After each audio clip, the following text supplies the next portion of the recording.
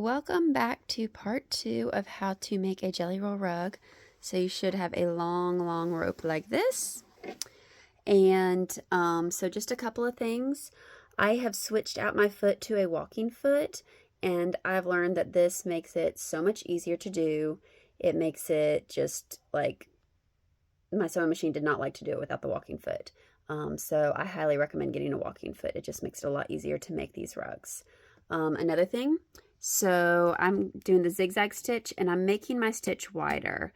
So the normal width on it was 3.5 millimeters, and I usually do 4.5 millimeters for that. So you can kind of play around, whatever with your machine, but I like to make it a little bit wider zigzag to actually do this. All right, and let's get started with sewing. Okay, so to start off with, we're going to do kind of an oval shaped rug, and so you're going to kind of just do, it's about 6 or 7 inches maybe for this, and then you're going to kind of take it and fold so that it looks like this, and that's going to be your start there. And so that's going to kind of give you that start. So we're going to put this in the machine, and I will say my machine I usually have to kind of go from the opposite side, wiggle around a little bit, because the feet, especially with the walking foot there, it doesn't really like to get under there. Hold on just a second. So I took a little bit to maneuver it to get it to go under there. It always does, just because the walking foot, it kind of has those there. So we're going to start off kind of slow, and make sure this is all on there. Okay. Oops. Oh yeah, I got to lower my presser foot. I feel like it's already so low. I forget to lower my presser foot sometimes. But we're just going to do a slow zigzag through there. And we're just going to keep going. You can kind of speed up a little bit as you go through there.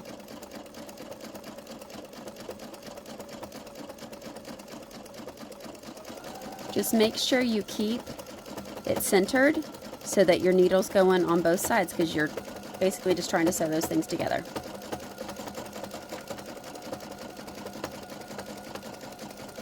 Okay, so we're getting almost there. And then you're just going to kind of, how you kind of did a little V kind of thing there. So you're going to do that and this with that. So I'm trying to, let me see if I can get this a little more. So you're going to kind of do that with it to kind of cover that end, and then you'll go back that way. Sorry, it's hard to hold. And it'll kind of go down this way. But you're going to kind of make that part cover that little raw edge there. Okay, so we're going to kind of maneuver a little bit here and just go slow. It's no rush. And so I'll kind of go until I get just about to there. And then I'm going to lift up my presser foot, turn it. So I'm just before I get to where that little fold over part is. So I'm going to do that. And just make sure you want to get that, make sure that you're getting that folded over part. The starting part is what my machine hates the most. And so we're going to kind of go a little bit. And we're going to turn this here. And make sure that you're getting both sides again. And so you're going to kind of just maneuver this down. And then it gets a lot easier at this point. Then you're just kind of sewing down this side here. And again, make sure it stays in the middle. Sometimes it's hard to do a video and do that. I'm trying to make sure that y'all can see.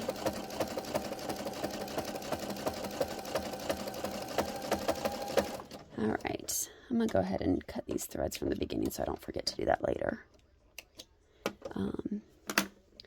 But then we're just basically going to kind of curve around. And so I always go slow when I do my curve around, just because that'll keep it just a little bit happier. This is the part that my machine hates the most, is just going around. And so just go slow. If you need to stop, lift the presser foot if it's not turning enough, you can always do that.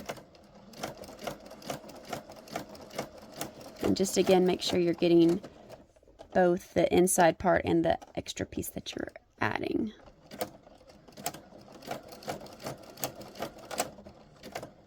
I might end up, oh, it sounds like it's kind of doing some nesting, so let me look. Yeah. Okay, well, it's getting a little unhappy, so let me pause this for a second.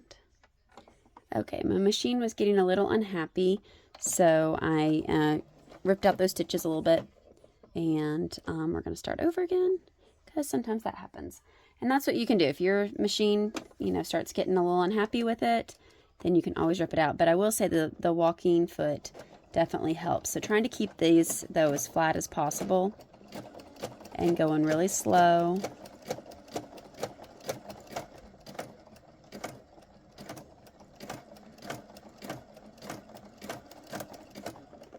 And sometimes I just kind of lift the presser foot a little bit, turn it, and just kind of go.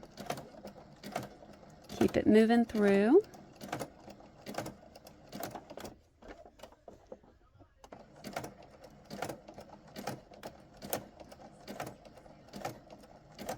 And once you kind of get started, like the curves are not so bad. It's just these first few curves because they're a little bit tighter. That tends to be, especially, at least for my machine, that's where it gets like, it's not happy.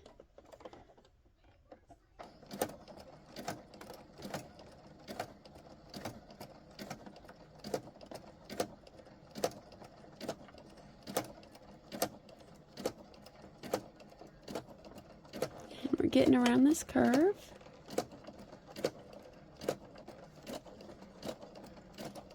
And so now we can go a little faster.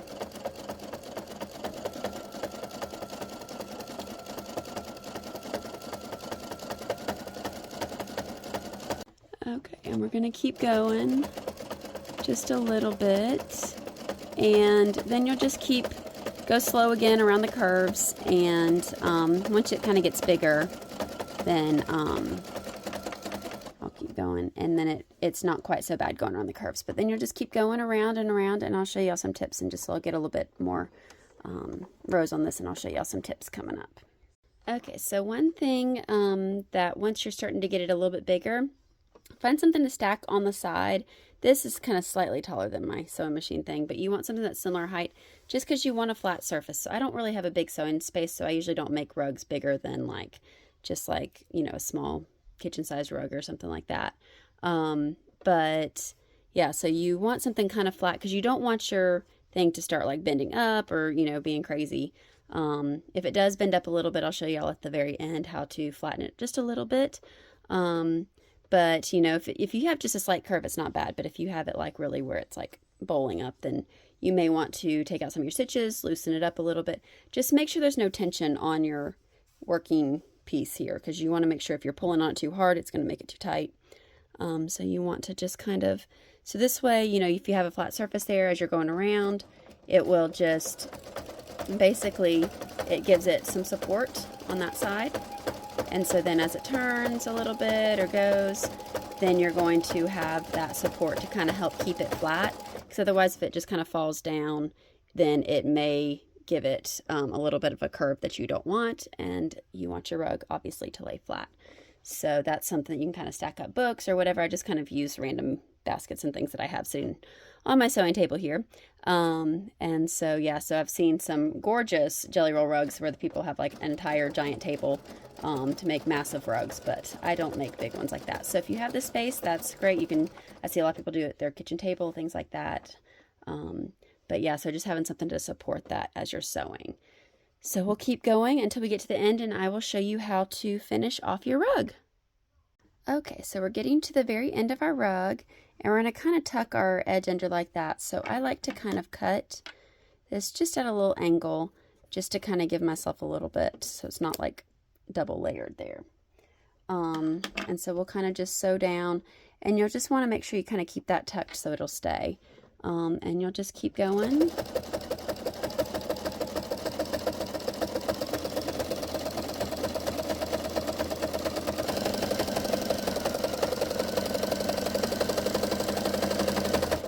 And just kind of make sure you're keeping that tucked under there so that you can get the end sewn under.